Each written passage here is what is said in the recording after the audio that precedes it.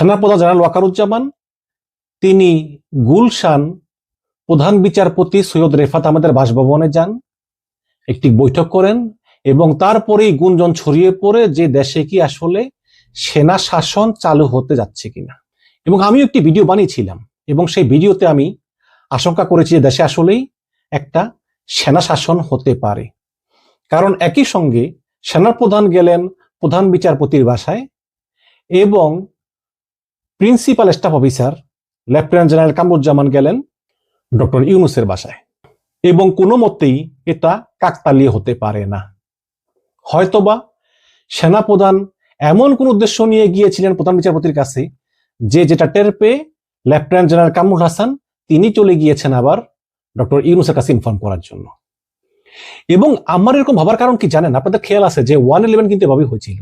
111-এর সময় আপনারা দেখেছেন যে 2006 সালের 28শে অক্টোবর লগি বৈঠা দিয়ে আওয়ামী লীগ জামাতের লোকদেরকে পিটিয়ে হত্যা করেছে, আইন শৃঙ্খলা খারাপ, বাসে আগুন, রাস্তাঘাটে বিশৃঙ্খলা। তখন তৎকালীন সেনাপ্রধান মইনি আহমেদ তিনি গিয়ে রাষ্ট্রপতি ইয়াজউদ্দিন আহমদকে বলেছেন যে আপনি ক্ষমতা ছেড়ে দিন, আপনি পারবেন না। এবং তারপরে কিন্তু এই ফখরুদ্দিন মঈনুদ্দিন সরকার আসে এবং 111 হয়। তো এখনো কিন্তু সেম সিচুয়েশন, চারদিকে মারামারি, হানাহানি, বিভিন্নর মার খেলো, তারপরে কলেজ বিশ্ববিদ্যালয়ে গন্ডগোল, চট্টগ্রামে গন্ডগোল, সব জায়গায় এরকম গন্ডগোল। তো এখন যদি একটা দুর্বল সরকার, ইউনূস সরকারটা দুর্বল সরকার, আজকে কিন্তু জামাতের নেতারাও বলেছে যে এই সরকার হাল ছেড়ে দিয়েছে, কোনো কিছু ঠিকমতো চলতেছে না। তো এমত অবস্থায় যদি সেনাবাহিনী বলে যে আপনি এই সরকারে ব্যর্থ, আপনি ব্যর্থতা দায়ভার নিয়ে পদত্যাগ করেন, আপনাকে আমরা চাই না, সরকারকে চাপ দেয়, সরকার তো পদত্যাগ করতে বাধ্য হবে, তাই না? তো এই কারণেই শুধু আমারই না, অনেকে চিন্তা ছিল যে এই ধরনের আলোচনা হলেও হতে পারে। তবে আমি এখনো বিশ্বাস করি যে এই ধরনের আলোচনা কিন্তু হতে পারে। আপনারা জানেন যে প্রধান বিচারপতি সৈয়দ রেফাত আহমেদ তিনি খুব শীঘ্রই অক্টোবরের ভিতরে তিনি তত্ত্বাবধায়ক সরকার ব্যবস্থা নিয়ে রায় দিবেন। তত্ত্বাবধায়ক সরকার ব্যবস্থায় কারা কারা হবে, কিভাবে হবে, মেয়াদ কতকাল, এবং প্রধান উপদেষ্টা এবং উপদেষ্টারা তারা কি কি যোগ্যতার ভিত্তিতে হবেন ইত্যাদি।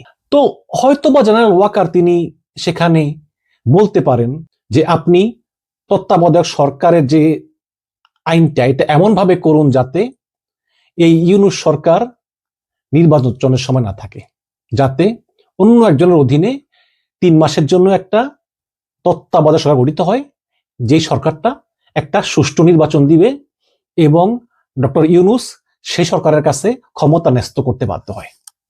এরকম একটা কথা তিনি বলতে পারেন। এবং অনেকে বলতেছেন যে সেনাপ্রধান কিন্তু প্রধান বিচারপতির সঙ্গে সরাসরি দেখা করতে পারেন না সরকারের অনুমতি ছাড়া, কিন্তু তিনি দেখা করেছেন, যেভাবে হোক তিনি করেছেন, কারণ সরকারের তো আসলে সেনাপ্রধানের উপর কোনো কন্ট্রোল নাই, এটা তো আপনারা সবাই জানেন।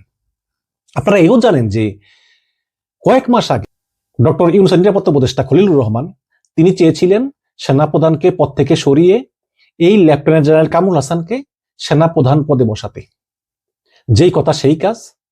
এই খবর টের পেয়ে আবার জেনারেল ওয়াকারুজ্জামান তিনি করলেন কি, তিনি এই লেফটেন্যান্ট জেনারেল কামরুল হাসানকে তার যে পদ প্রিন্সিপাল স্টাফ অফিসার সেই পদ থেকে সরিয়ে দেওয়ার জন্য একটা সুপারিশপত্র প্রেরণ করলেন ডক্টর ইউনূসের অফিসে। এখন ইউনূস সাইন দিলেই কিন্তু এই লেফটেন্যান্ট জেনারেল কামরুল হাসান তিনি এই প্রিন্সিপাল স্টাফ অফিসার পদ থেকে সরে দাঁড়াতে বাধ্য হবেন। কিন্তু সেই সুপারিশপত্র টানা 1 মাস ধরে ডক্টর ইউনূসের অফিসে পড়ে রইল, তিনি সাইন করলেন না। তখন জেনারেল ওয়াকারের বুঝতে বাকি রইল না যে আসলে এই লেফটেন্যান্ট জেনারেল কামরুল হাসান তিনি আসলে সরকারের সঙ্গে গভীর সম্পর্ক। তো জেনারেল ওয়াকার পারলেন না কামরুল হাসানকে তার পদ থেকে সরিয়ে দিতে, এবং এর ভিতরেই একটা লেটার ইস্যু হলো সরকারের পক্ষ থেকে যে সেনাপ্রধান ওয়াকারকে তার পদ থেকে সরিয়ে দেওয়া হবে, এবং সেই বরখাস্তের যেই পত্র সেটা পাঠানো হলো বঙ্গভবনে রাষ্ট্রপতি চুপ্পুর সইয়ের জন্য। কারণ সেনাপ্রধানকে পদ থেকে সরাতে হলে রাষ্ট্রপতির সই প্রয়োজন হয়, এবং রাষ্ট্রপতি দপ্তর থেকে এটা লিক হয়ে গেল যখন, তখনই মার্কিন দূতাবাস এবং বিএনপি বলল যে না, আপনারা সেনাপ্রধানকে সরাতে পারবেন না। তো এই কারণে সেই যাত্রায় সেনাপ্রধান বেঁচে গিয়েছে। না হলে কিন্তু ওয়াকারুজ্জামান কিন্তু সবাইকে বলেছে কিন্তু যে আমি চলে যাচ্ছি, আমাকে সরকার চায় না, যে কোনো মুহূর্তে আমাকে চলে যেতে হবে। বাট শেষ পর্যন্ত সরকারের সেই উদ্যোগ সফল হয়নি, সেনাপ্রধান ওয়াকার তিনি তার পদে রয়ে গিয়েছেন। এখন সেই থেকেই সেনাপ্রধান ওয়াকারের সঙ্গে সরকারের একটা সম্পর্ক ভালো না। এখন আজকে আরেকটা বিষয় নিয়ে আমি মনে করি প্রধান বিচারপতির সঙ্গে ওয়াকারুজ্জামানের আলাপ হতে পারে। সেটা হচ্ছে কি, যে আপনারা নিশ্চয়ই পড়েছেন যে জাতিসংঘ মানবাধিকার কাউন্সিলের যে রিপোর্টটা, শেখ হাসিনার গুম খুন বিষয়ে জাতিসংঘ মানবাধিকার কাউন্সিলের যে রিপোর্ট, সেই রিপোর্টে 72 জন সেনা অফিসারের বিরুদ্ধে অভিযোগ আনা হয়েছে যে তারা গণহত্যা, গুম খুনের সঙ্গে জড়িত।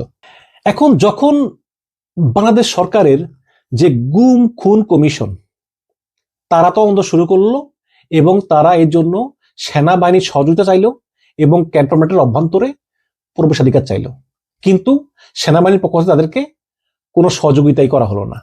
চরম অসহযোগিতা করলো যাতে এই গুম খুন কমিশন এই মানবাধিকার লঙ্ঘনের তদন্ত করতে না পারে এবং এই অভিযুক্ত 72 সেনা কর্মকর্তার বিষয়ে কোনো ব্যবস্থা নিতে না পারে। তো এরকম অসহযোগিতা এরপরে আসলে সরকার নড়ে চড়ে বসলো। এরপর সরকার ওয়াকারুজ্জামানকে বলল যে ঠিক আছে, দেখো 72 জন, অনেকের বিরুদ্ধে আছে সামান্য একটা মার্ডার, অনেকের বিরুদ্ধে আছে যে গুম খুনের সহযোগিতা, ঠিক আছে, এই ছোট ছোট অপরাধ বাদই দিলাম, কিন্তু স্পেসিফিক্যালি 22 জনের বিরুদ্ধে গুরুতর অভিযোগ আছে এবং এই 22 জনের ভিতরে কিন্তু একজন গ্রেপ্তার আর বাকি 5 জন পলাতক, এখনো 16 জন ক্যান্টনমেন্টে আছে। তাহলে এই 16 জনের বিরুদ্ধে কিন্তু ব্যবস্থা নিতেই হবে এবং এটা জাতিসংঘের মানবাধিকার কাউন্সিল কর্তৃক স্বীকৃত। যে 72 জনের লিস্ট দিছে, 72 জন বাদ অন্তত এই 16 জনকে বিচারের আওতায় আনার জন্য প্লিজ আমাদেরকে সহযোগিতা করো। তখন জেনারেল ওয়াকারের সঙ্গে সরকারটা সমঝোতা হয় যে ঠিক আছে, আমরা তাহলে এদের বিচারের ব্যবস্থা করব। এখন যেহেতু এরা অপরাধী হলেও দীর্ঘদিন ধরে জেনারেল ওয়াকারের সহকর্মী, কাজেই ওয়াকারের এদের ভিতরে সিম্পিথি আছে, এটা সত্য কথা। এবং এই কারণেই এদের বিচার কিভাবে হতে পারে বা এরা যাতে ন্যায় বিচার পায়, এরা যাতে আইনি লড়াই করতে পারে, যাতে কোনো অবিচারের শিকার না হয় এবং যাতে বিচারটা তথ্য প্রমাণ সাপেক্ষে হয়, এই কারণেই হয়তো সেনাপ্রধান প্রধান বিচারপতির সঙ্গে ব্যক্তিগতভাবে দেখা করেছেন, কথা বলেছেন, যাতে তার কলিগরা ন্যায় বিচার পায়। এখন আপনারা বলতেই পারেন যে নৈতিকভাবে তা দেখা করা ঠিক হয়েছে কিনা, তিনি তার অপরাধী কলিগদের বিষয়ে প্রধান বিচারপতির কাছে সুপারিশ করতে যেতে পারেন কিনা আমরা জানি না কি কথা হয়েছে। তবে যদি তাই হয়ে থাকে তাহলে বলবো যে এটা নৈতিকভাবে করা ঠিক হয়নি। এবং যখন ওয়াকার দেখা করেছেন প্রধান বিচারপতির সঙ্গে, সে একই সময়ে লেফটেন্যান্ট জেনারেল কামরুল হাসান তিনি দেখা করেছেন ডক্টর ইউনূসের সঙ্গে।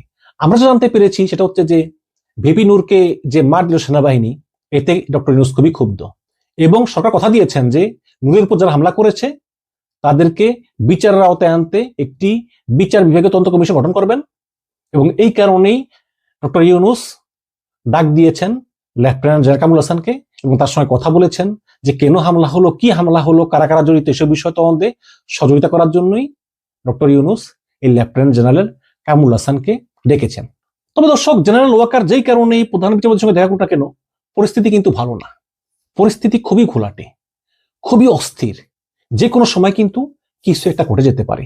তার একটা আলামত দিয়ে আমি, আপনারা জানেন যে অনুসন্ধানী সাংবাদিক জুলকারনাইন সাহের স্বামী, তিনি জেনারেল ওয়াকারের খুবই বিশ্বস্ত। ওয়াকার তাকে আপন ছোট ভাইয়ের মতো জানে, স্বামীও কিন্তু ওয়াকারকে বড় ভাই হিসেবে মান্য করে। সেই স্বামী 1 ঘন্টা আগে একটা ফেসবুক স্ট্যাটাস দিয়েছে, কি লিখেছে আমি একটু দেখাই, যে 4 তারকা জেনারেল সাহেব কোথাও যাবেন না। 4 তারকা মানে ওয়াকারুজ্জামান। বাংলাদেশ সেনাবাহিনীতে বর্তমানে একমাত্র ওয়াকারই আছেন যিনি 4টা স্টার ক্যারি করেন। তো স্বামী লিখেছেন যে 4 তারকা জেনারেল সাহেব কোথাও যাবেন না, কারণ বাংলাদেশ সেনাবাহিনীর পূর্ণ আনুগত্য রয়েছে তার প্রতি। এবং স্বামী সরকারকে বলতেছেন আপনাদের সেই সামর্থ্য নেই যে বাংলাদেশ সেনাবাহিনীর কোনো 1, 2, 3 তারকা কর্মকর্তার ভাগ্য নির্ধারণ করতে পারবেন। স্বামী সরকারকে চ্যালেঞ্জ দিচ্ছে, যে সরকারের অধীনে সেনাবাহিনী, সেই সরকারকে চ্যালেঞ্জ দিচ্ছে যে আপনাদের সেই সামর্থ্য নেই যে সেনাবাহিনীর কোনো 1, 2, 3 তারকা কর্মকর্তার ভাগ্য নির্ধারণ করতে পারবেন। এবং বর্তমানে যারাই সেনাবাহিনীর বিভিন্ন পদে আছে তারা সবাই নিজ যোগ্যতা বলেই স্বপদে নিষ্ঠার সঙ্গে প্রজাতন্ত্রের প্রতি তাদের কর্তব্য পালন করতেছেন। অতিরিক্ত স্বপ্নদোষ স্বাস্থ্যের জন্য ক্ষতিকর। তার মানে জুলকারনাইন স্বামী একদম পুরোপুরি সরকারকে ইনসাল্ট করছেন এবং চ্যালেঞ্জ করতেছেন যে পারলে ওয়াকারকে সরিয়ে দেখান আপনাদের হিম্মত কত। এবং এর দ্বারা এটাই প্রমাণিত হয় যে আসলে সেনাবাহিনীর উপর সরকারের বিন্দু মাত্র কন্ট্রোল নাই। জেনারেল ওয়াকার যদিও সামরিক শাসন জারি করবেন না বা জেনারেল ওয়াকার নিজে ক্ষমতা নিবেন না, কিন্তু তিনি স্বতন্ত্রভাবে থেকেই সেনাবাহিনীর উপর একটা পূর্ণ কন্ট্রোল রাখবেন এবং ক্যান্টনমেন্টে তিনি সরকারের খবরদারি করতে দিবেন না এবং নিরাপত্তা উপদেষ্টা খলিলুর রহমানকে ক্যান্টনমেন্টে ঢুকতে দিবেন না। আজ আমরা দেখতেছি একটা বিশাল ব্যবধান। এখন দেশে যদি অস্থিরতা হতেই থাকে, তাহলে এক সময় সেনাবাহিনী যদি কঠিনটা পদক্ষেপ নিয়ে নেয়, তখন কি করবেন? আমি আশা করি এরকম কিছুই ঘটবে না, বাট কিছুই বলা যায় না, যে অস্থির সময় অনেক কিছুই হতে পারে।